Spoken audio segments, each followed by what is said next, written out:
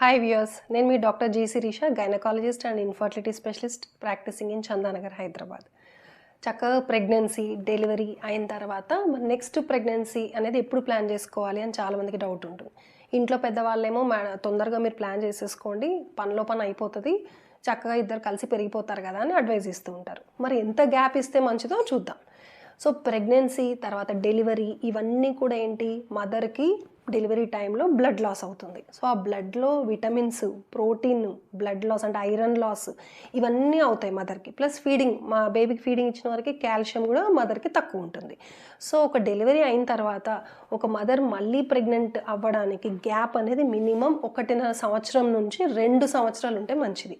So ఈ గ్యాప్లో తనకి ఏదైతే బ్లడ్ లాస్లోని ఏదైతే రికవరీ ఆఫ్ న్యూట్రియంట్స్ అనేది మళ్ళీ అవ్వాలో, సో దానికి ఆ గ్యాప్ సరిపోతుంది.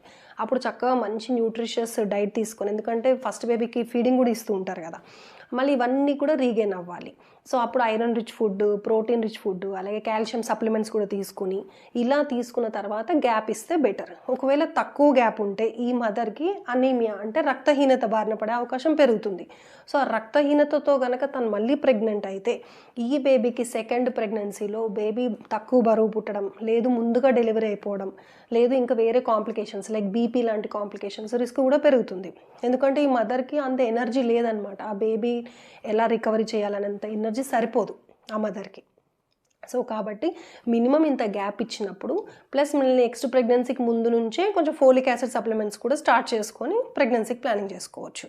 మరి ఇలా గ్యాప్ అనేది ఫస్ట్ సెకండ్ బేబీకే కాదు, ఈ ముందున్న బేబీకి కూడా కొంచెం బెనిఫిట్ ఉంటుంది. ఎందుకంటే ఈ బేబీకి పాలు ఇవ్వడానికి కొంచెం టైం ఎక్కువ దొరుకుతుంది. అలాగే ఈ బేబీకి 6 మంత్స్ తర్వాత కొన్ని సాలిడ్ ఫుడ్స్ కూడా స్టార్ట్ చేస్తారు కదా, అవన్నీ ప్రిపేర్ చేసుకొని బేబీకి చక్కగా మంచి హెల్తీ ఫుడ్ ఇవ్వడానికి ఛాన్సెస్ పెరుగుతాయి. సో ఇలా గ్యాప్ ఇచ్చిన వల్ల మదర్కి, బేబీకి, నెక్స్ట్ బేబీకి కూడా మంచి బెనిఫిట్స్ ఉన్నాయి.